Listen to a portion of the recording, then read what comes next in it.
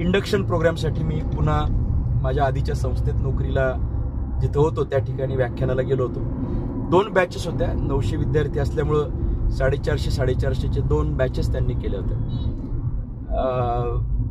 मला असं वाटते की व्याख्यान, प्रबोधनात्मक व्याख्यान आणि ज्याच्यातून आपल्याला मुलांना हे गाईड करायचे की इथून पुढे त्यांनी काय करावं.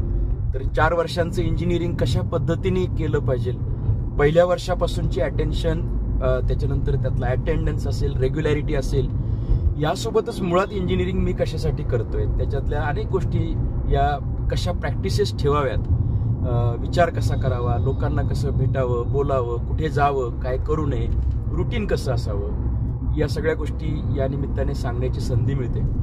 एक मोठं करिअर इंजिनिअरिंगकडे आपण करण्याच्या दृष्टीने कसं पाहावं, नुसतंच प्रवेश घेऊन आपण इथं आलोय असं न होता इंजिनिअरिंगमध्ये भविष्यामध्ये जॉब असेल किंवा बिझनेस असेल किंवा GREची परीक्षा, GMAT, UPSC, MPSC, CDSCची परीक्षा, FCAT, INET अशा अनेक प्रकारच्या परीक्षा असतील. या सगळ्यांच्या माध्यमातून यातलं माझं नेमकं कोणतं करिअर राहायला पाहिजे, यासाठी फर्स्ट इयरपासून माझं डेली रुटीन कसं असलं पाहिजे, हे मुळात इंजिनिअरिंगच्या इंडक्शन प्रोग्राममधला खूप महत्त्वाचा ॲस्पेक्ट असतो.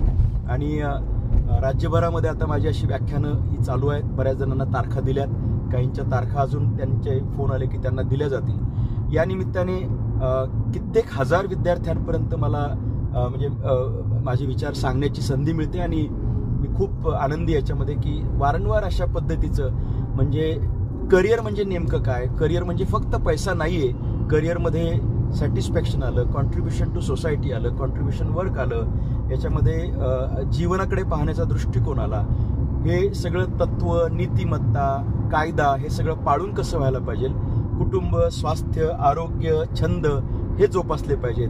पण तरीसुद्धा यातली प्रायोरिटी कशी असावी, टाईम मॅनेजमेंट कसं असावं, आपण कसं जगावं, कसं बोलावं, या सगळ्या गोष्टी या निमित्ताने 17-18 वयोगटातल्या मुलांना सांगून त्यांच्या 21-22 वयोगटापर्यंतचं एक प्रकारचं व्हॅक्सिनेशन करण्याची, वैचारिक व्हॅक्सिनेशन करण्याची ही जबाबदारी असते.